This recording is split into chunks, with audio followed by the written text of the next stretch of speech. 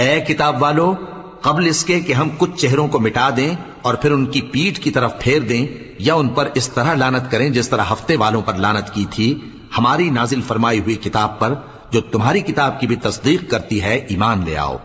اور اللہ نے جو حکم فرمایا سو سمجھ لو کہ ہو چکا۔ اللہ اس گناہ کو نہیں بخشے گا کہ کسی کو اس کا شریک بنایا جائے، اور اس کے سوا اور گناہ جس کو چاہے معاف کر دے، اور جس نے اللہ کا شریک مقرر کیا اس نے بڑا بہتان باندھا۔ کیا تم نے ان لوگوں کو نہیں دیکھا جو اپنے آپ کو پاکیزہ کہتے ہیں؟ نہیں، بلکہ اللہ ہی جس کو چاہتا ہے پاکیزہ کرتا ہے، اور ان پر دھاگے برابر بھی ظلم نہیں ہوگا۔ دیکھو یہ اللہ پر کیسا جھوٹ طوفان باندھتے ہیں، اور یہی کھلا گناہ کافی ہے۔ بھلا تم نے ان لوگوں کو نہیں دیکھا جن کو کتاب سے حصہ دیا گیا ہے کہ بتوں اور شیطان کو مانتے ہیں، اور کفار کے بارے میں کہتے ہیں کہ یہ لوگ مومنوں کی نسبت سیدھے رستے پر ہیں؟